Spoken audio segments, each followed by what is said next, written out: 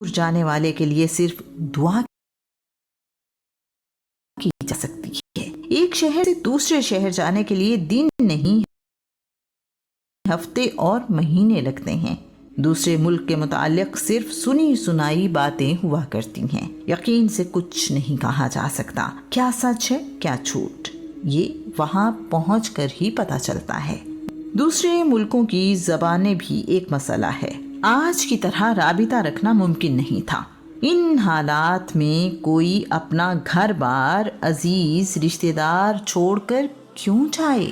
یہ 5 نبوی سال کے درمیانی مہینوں رجب شعبان کی بات ہے۔ مسلمانوں پر زندگی تنگ کر دی گئی ہے، یہ دیکھتے ہوئے کہ ایمان لانے والوں پر قریش مکہ کا ظلم دن بدن بڑھتا جا رہا ہے۔ رسول اللہ صلی اللہ علیہ وآلہ وسلم نے انہیں ہجرت کرنے کی اجازت دے دی ہے۔ حالات کی سختی کا اندازہ کرنے کے لیے یہ کافی ہے کہ مسلمانوں کو صرف 8 سالوں میں مکہ سے 3 بار ہجرت کرنا پڑی۔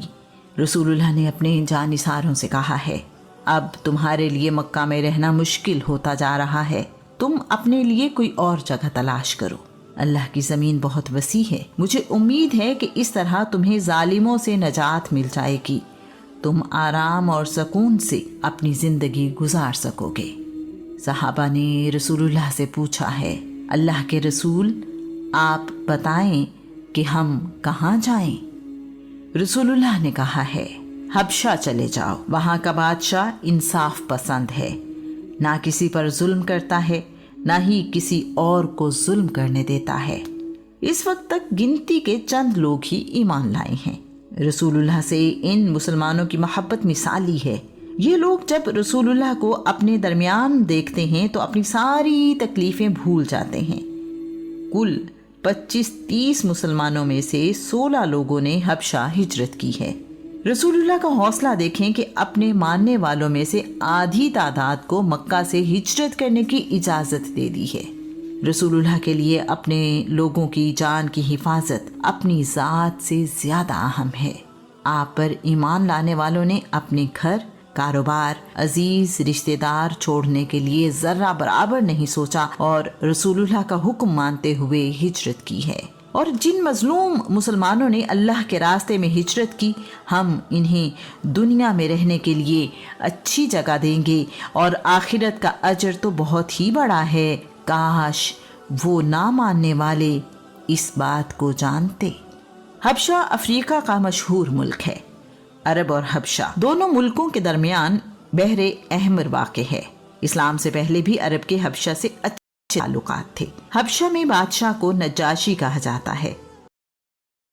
اس زمانے میں اسہمہ بن ابجر کی حکومت ہے۔ عربی زبان میں نجاشی کا نام عطیہ ہے۔ کچھ تاریخ دان نجاشی کا نام درمہ بیان کرتے ہیں۔ نجاشی ایک رحم دل اور انصاف پسند بادشاہ ہے۔ اس کا مذہب مسیحیت ہے۔ رعایا اس سے بہت خوش ہے۔ رسول اللہ نے حبشہ کی طرف ہجرت کرنے کا حکم اس لیے دیا ہے کہ مسلمان محفوظ ہو جائیں اور اپنی مرضی کے مطابق عبادت کر سکیں۔ مسلمان اپنے کردار اور معاملات سے اسلام کا پیغام حبشہ تک پہنچائیں۔ ہجرت سمندر کے راستے کشتیوں پر کی گئی ہے۔ ایک مسافر کا کرایہ آدھا دینار ہے۔ 7 دینار 10 درہم کے برابر ہوتے ہیں۔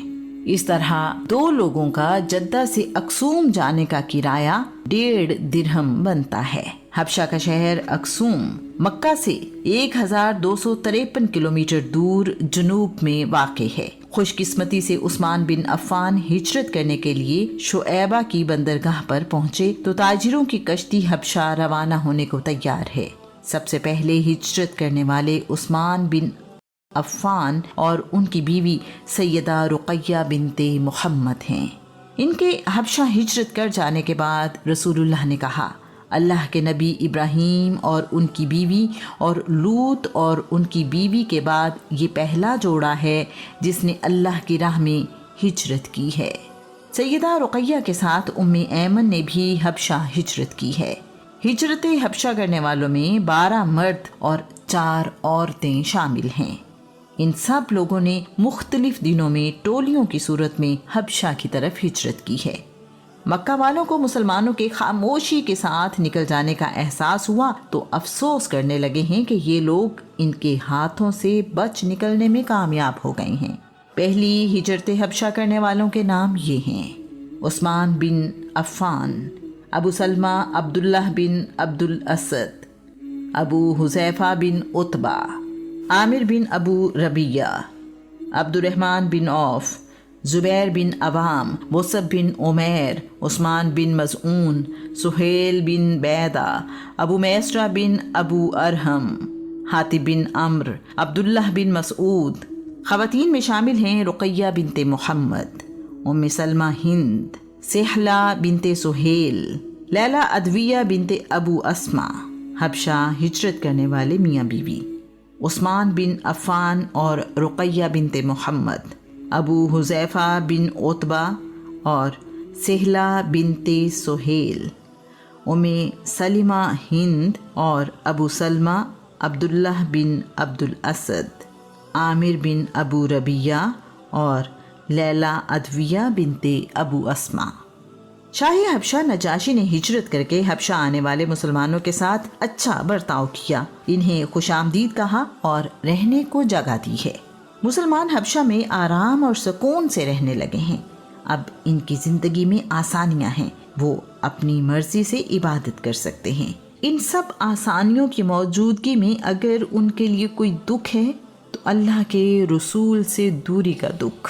ان کا دل اب بھی مکہ میں ہی دھڑکتا ہے، جس دین کی خاطر یہ لوگ اپنا سب کچھ چھوڑ کر حبشہ آئے ہیں۔ اس دین کو پہنچانے والا ان سے دور ہے۔ مسلمانوں کو حبشہ میں رہتے ہوئے چند مہینے ہی گزرے ہیں کہ ماہ شوال 5 نبوی سال میں قریش نے یہ خبر حبشہ پہنچائی کہ مکہ والے بھی ایمان لے آئے ہیں اور مسلمانوں کی مخالفت ختم ہو گئی ہے۔ حبشہ میں رہنے والوں کے لیے یہ خبر زندگی کا پیغام لائی ہے، ان کی جان میں جان آ گئی ہے۔ سب ایک دوسرے کو مبارکباد دے رہے ہیں، سب بہت خوش ہیں کہ اپنے وطن واپس جائیں گے۔